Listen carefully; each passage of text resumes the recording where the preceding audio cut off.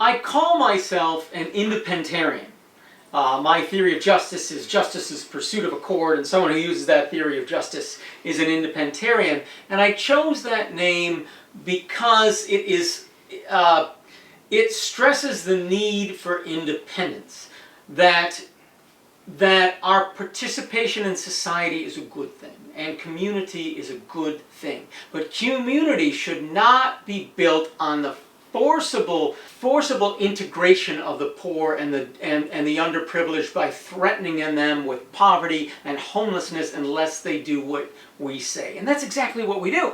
The resources of the earth are owned either by governments or by private entities, or some mix of the two, and many people are left out in the position where they get no access to resources unless they get a job. And that's come to the point where we think that getting a job is synonymous with working, that's just what working is in the world today. And most of history, to work for many people was farming for themselves, fishing for themselves, hunting and gathering for themselves, or starting a cooperative enterprise with like people. We can't do that today. Our only access to resources is to go and take orders from someone. And I think that is wrong. It is wrong to say if you won't take orders, you don't get any resources. So I think we need a minimum amount of resources, a basic income from everyone that they can work with as they like. And then people should get more if they do the jobs that other people want them to do. But we should never use a lack of access to the things you need to survive as a threat to get people to do what we want them to do.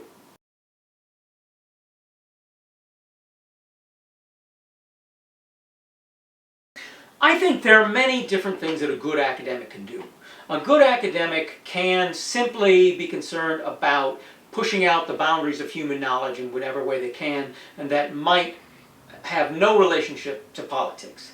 That's not the kind of thing that I want to do. I got into research because I think we live in an unjust world, and it's unjust because of problems that can be solved. And so I'm doing theory that I think helps to solve these problems and that will eventually help to create a better world. However, I think I'm better at theory than I am at activism. I consider myself an activist but a follower, not a leader of activists, but a follower of the activist movement for basic income. If they want to accept me as a leader in the theory of basic income, I'm very happy to talk at any of their events, but I'll never be claimed to be a leader of activism, because I know what I think is a good, sound argument, but I also know that that is not always the best thing that persuades people to move and take action to do things. A good activist is someone who, without being demagogic, can figure out how to move people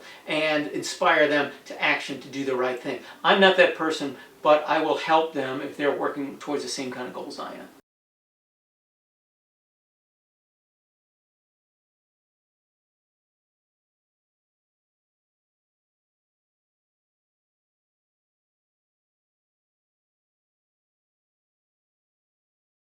Yes, I do think there's a big distinction between the two theories that I criticize in the book, Prehistoric Myths and Modern Political Philosophy. I criticize lots of contractarian theories, and I criticize a lot of natural property rights theories. And I make the same criticism of both. Both say that they are justified, these institutions are justified in part because they make people better off relative to the alternatives. And the alternatives in both cases, if you look at what people justifying these institutions write, the alternative is people who are both stateless and, for lack of a better word, propertyless. They hold resources in common. They can hunt on land, but they can't own land. So we would say they have no property rights in land, and even if they have property rights in goods, it's much weaker than what we have. That's the comparison that both of these make. And so that I'm criticizing the empirical comparison, they say everybody's better off because we have one or both of these institutions. And I'm saying we haven't quite got to that point where everybody's better off. Some people are still worse off. And we cannot claim these institutions are justified until we've made everybody better off. And that's where we're failing. Both justifications are failing on the same empirical fact. That tends to make it sound like I'm lumping them together more than they really are. These are two distinct theories that justify what they justify in very different ways. It just merely doesn't come up that much in this particular book.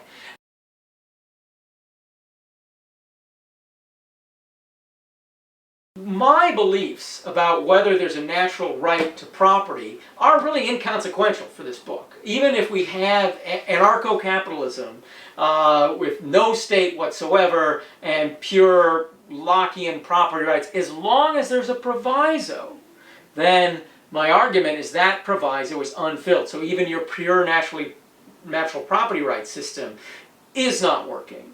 But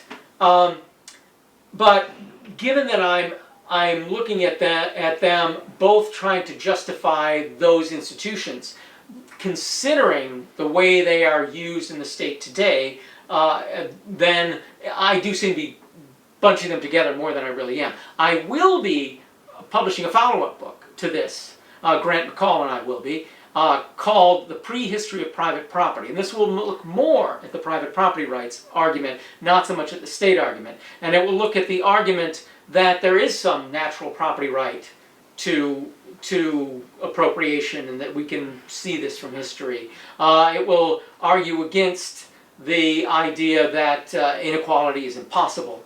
And it will argue against the idea that capitalism is more consistent with negative freedom than any other system. So that one is more looking at that natural rights argument.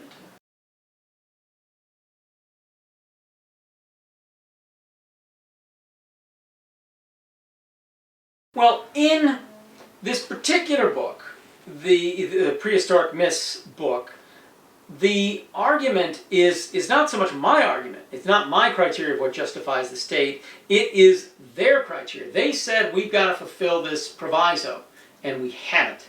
That's not necessarily, I'm not saying whether that proviso is good or not. I'm just saying they have falsely claimed that we fulfilled it, and we need to take this proviso more seriously and realize we've got to do more to fulfill it.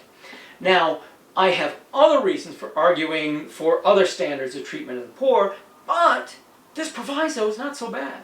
The proviso gets us a long way in the direction where I'm trying to go, and one of the things that people who rely so much on this proviso want to ignore is freedom. The so-called libertarians say they're all about freedom. What we want is freedom. Everybody's got to be able to control their own lives. Nobody gets to control your life for them. But when they say the proviso is fulfilled, they almost always, or I think always, move to welfare. Oh, well, you're better off. Well, even if you're better off, are you more free? To be consistent with their own theory, the proviso should be in freedom terms. But what we have in stateless societies, the type that indigenous people have lived in various places around the world for hundreds of thousands of years, not the more developed indigenous peoples like the Aztecs or something. When I'm talking to people who are living in small group nomadic hunter-gathering societies that don't store food, the very loosest of human associations, you find that people never have to follow an order in their life. They get up, they want to hunt, they hunt. If they don't want to hunt, they don't hunt. If they want to go fishing, they can go fishing. They are their own boss 24 hours a day. And that's true of a lot of subsistence farmers, right through very close to the present. Even some peasants under the feudal system, even some of them on a day-to-day basis, although they were unjustly taxed, even very much they were their own boss. Well, I'm more of a farmer or more of a herder, I do this much farming, that herding. They often didn't have a boss on a day-to-day basis. We have taken away the option for people to live without a boss and said that that work is obeying a boss. You don't get anything unless you do what a boss says.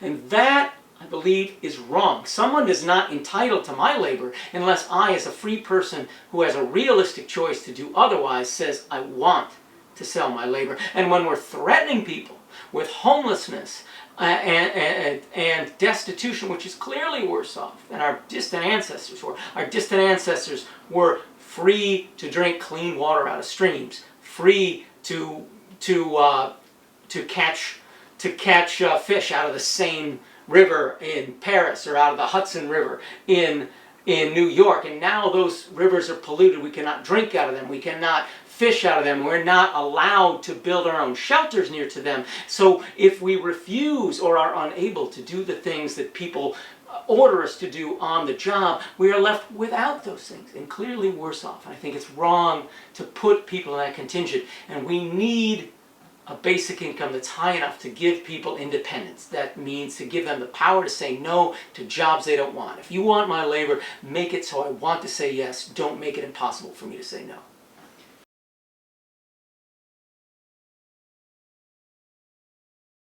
I'm glad you asked that question because I realized I got sort of off on a tangent when you first asked about the place of indepentarianism in the history of political thought, because it draws so many influences from various places that it is hard to pin down. It is above all Painist, inspired by Thomas Paine. The idea that we are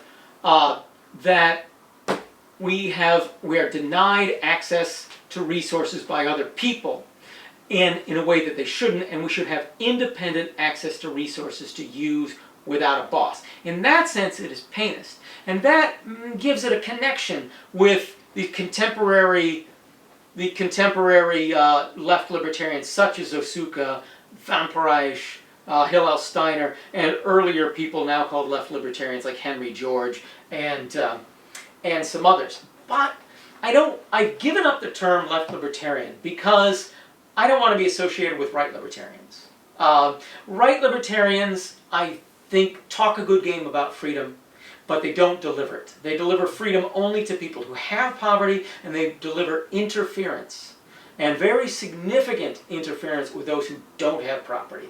And they've lost any claim to liberty, but they've so associated themselves with that claim that I don't want to be associated. So it incorporates some Lockean ideas of that people should have rights against the state, and the state is only contingently justified that it does this. These left libertarian ideas that something about resources are important, some civic republican ideas that you should be free from arbitrary interference, but I also think that non-arbitrary interference by a democratic state can be problematic because the democratic state doesn't always have the best interests of its least advantaged at heart, because they don't know what it is, because the least advantaged have the least voice, and we're all biased in favor of ourselves. So I draw on these different influences. It is probably closest to left libertarianism, but it draws on these other influences. And the one thing that makes it most distinct from left libertarianism is that left libertarians believe in cashing out your